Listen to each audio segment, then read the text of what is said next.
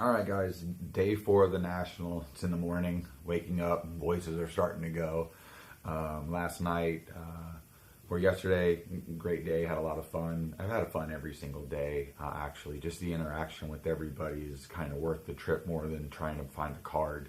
But some people found some great cards that they really wanted, especially Mangini and Collector's Dream found, a great card of a great athlete that I learned about, and it's kind of like an Otani player but better. If we can imagine that, if somebody could play every part of the field. I think his name, it's like Diego or something like that. I'm sorry if I don't know the name right off the top of my head, but I just learned about him. It's just fun hanging out with all the YouTubers. Lowe's last night was crazy. They ended up kicking us out.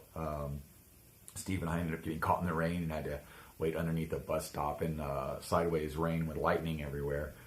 While we were getting wet, because it wasn't protecting us much. In order for our Uber driver to pick us up, which stopped in the middle of the street so we could run through the water just to get in. You can tell my voice is going. Having a great time. The main thing I bought, was wax, because I was getting redemption packs. I've already opened a couple boxes of Heritage. Didn't hit anything crazy card wise. Best thing. What was nice is more thing. This is a short print.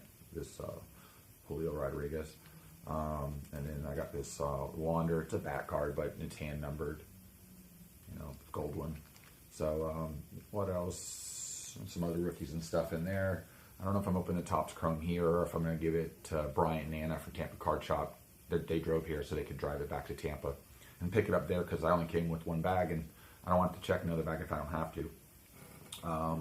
Other than that, lots of giveaways. I don't even know really what I do with this thing. It's got a lanyard ball. It's squishy. I don't know. I don't know. It's kind of fun to play with. I don't know. Some kid just walking down the hallways here, and this is one of those little lighty bouncy ball that doesn't light up anymore. Maybe he would just bounce a ball to you, and it was yours. That's how he was doing it. You saw this little tool in there. It's cool, but realistically, we're all too lazy that we're going to go get this tool to open it and do it. It's still a good invention for somebody, I'm sure. Maybe that has shaky hands, has a problem opening stuff. I still have 3 national packs. I haven't decided if I'm going to sell to recoup money or open. I think I'm going to end up opening them. I'm here for this event. There are Shohei autos in here, including Superfractors. And from what I know, nobody has pulled any of those yet. I haven't seen one online. Haven't seen an Instagram post, so they're either in the silver packs that people haven't opened, got yesterday haven't opened, or that they'll be handing out today if they still have any. That's the other thing. We don't even know if they still have any right now.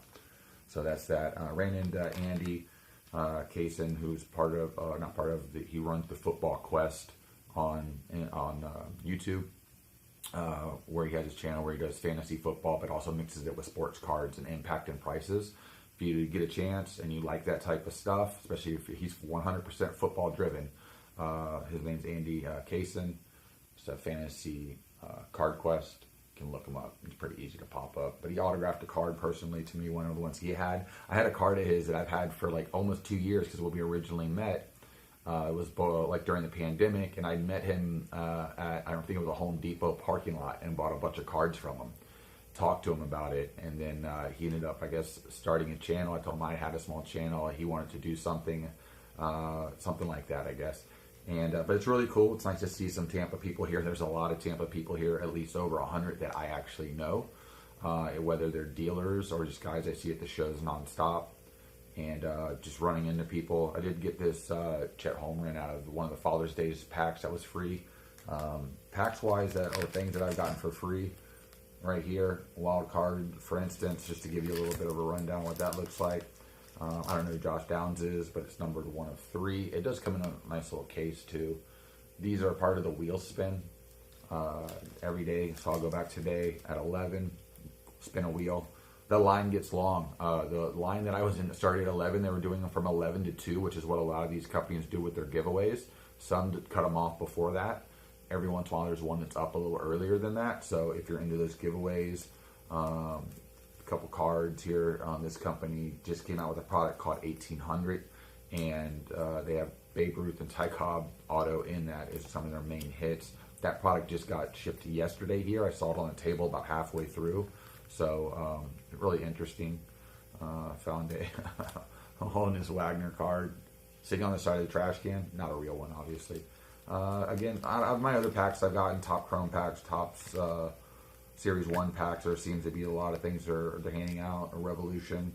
Again, you're spinning a wheel and you're just kind of getting lucky to see what happens. I don't know what people specifically are giving away. I've been entering the Pristine auctions, the top stuff through Fanatics. There's a lot of stuff going on. Sometimes these things cross over, so it's hard to be in two places at one time because a lot of these raffles, you have to be present for to win. So, and if you get caught up doing other things, you really don't have time to get back. Because every once I'll be like, I gotta leave for like 5 minutes, I'll be right back. And then I leave and I come back and I gotta find everybody because it's really easy to lose everybody because of how many people are in this show. I'll probably throw some video right behind this, just showing some fun stuff of the guys the other day when meeting some YouTubers. I think that's really cool. I've met a few guys as well that watch my channel, and made some new friends, and this is fun. This is what the hobby is about. Card-wise, I'm targeting two things that are tough to find here, at least in a decent price. The Bowman Chrome First Wander. I saw PSA 10. They wanted a grand for it. I don't need a graded one. I just want a raw one if I can find one, or a BGS 9.5. I'd be happy with that because the price comes way down a few $100s from a PSA 10, and it's the same card, and I just rather have it at the price point I feel comfortable. The other one's the Mike Allstat PMG Red. I need a raw one because I would like for him to autograph it. So that's going to be hard because most people grade them no matter what, because the value changes massively per grade as you go from, let's say 8, because 9s are really tough, 8, 7, 6, 5. Or the other options, if I can find it cheap enough, 3 or 2, I'll crack it and then have them autograph it, because that'll be in a price point that I don't really care about. But other than that, I haven't seen anything that I go, dang, I need that card, or wow, that's so different, I've never seen that before. We have the luxury of eBay. I have the luxury of going to a show almost every weekend in Tampa. So that doesn't seem to impact me. Everybody's doing good at the shows, guys. Every vendor is doing well. There are so many people here, it's crazy. All the young people, Burrow, Herbert, Love, Hurts, the young quarterbacks, basically. Tua, not so much, even though I've seen a lot of Tua. And what's funny is I noticed that Panini Black Boxes were spitting out a lot of Tua as well. So it's almost like I think they're trying to get out of it too. But again, I think there's a play there for that. Other than that, nobody's like overly chasing your older GOAT type players like Rodgers and Brady. There's obviously a huge vintage amount of cards here, and I don't know enough about vintage that when I just look at it, I see a bunch of old cards of Hall of Famers usually, and like learning about new players is interesting and stuff like that. Does it make the desire for me to have a card of them? No. But it lets me know to look out for something in the future in case it pops up and I can get a deal or something. Then that'd be different. I'd be more interested in that. So knowledge is power, guys. Waiting for Steve to get out of the shower. And then I guess we're going to try and meet up with Dustin, Neo, everybody else, and just kind of run the gamut there. If you haven't watched any of my previous videos, go back and do that, especially like through the Trade Night Live, when I ran through there, give you an idea how packed Lowe's was before they kicked us out. They said the night before they let them go till 3 in the morning. Last night they kicked us out at like 10 or 11. I don't remember. I think it was 10. So that was really interesting that they're kind of starting to button down on it a little bit. But what I didn't like while they were at that trade night, they were shutting the lights completely off. You have hundreds of people in the room, obviously a lot of cards worth lots of money. You don't shut the lights off to where you can't physically see where you're going or how to get out. That was not necessary, and Lowe's needs to do something about that, because A, people could have had stuff stolen, which maybe I didn't know about, or people could have got hurt because of the situation. Obviously, there were more people in that room and area that needed to be, and I guarantee it was not to fire code at all. But we were making it work, and we were being civilized, to be honest with you. But I guess if there's any other guests that were staying there, non-card show related, they were probably having a miserable time because it was very hard to walk through there. But, all right, guys. Oh, let's see what else. We got these little figures right here that they were giving out. It seems like every day eBay's giving something new out. There's a little LeBron. They were free, though. Let's see. I'm trying to think if there's any other little giveaways I got. obviously shirts. I have Car Trader 2 trade night, the Breakers Pavilion. There's a ton of stuff to just enter every day, get a free shirt. Most of the giveaways happen on Sunday, and you do not have to be present for. But you may have to figure out, do I have to look for this on Twitter? Do I need to look for this on Instagram? Is this a Facebook thing? Do I need to go to their whatnot? That does get a little bit confusing. I wish everything was a little more streamlined on that part. Or, hey, in the future, let's get an app that when you're doing giveaways for an event, let's say to the national, each company can sign up for that. You go to that specific app, and you can go to the company to see if you have won anything.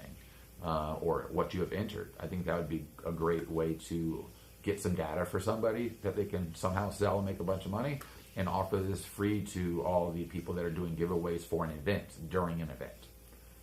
Just an idea, guys. All right, guys, like, subscribe, leave a comment. Hope you're doing well.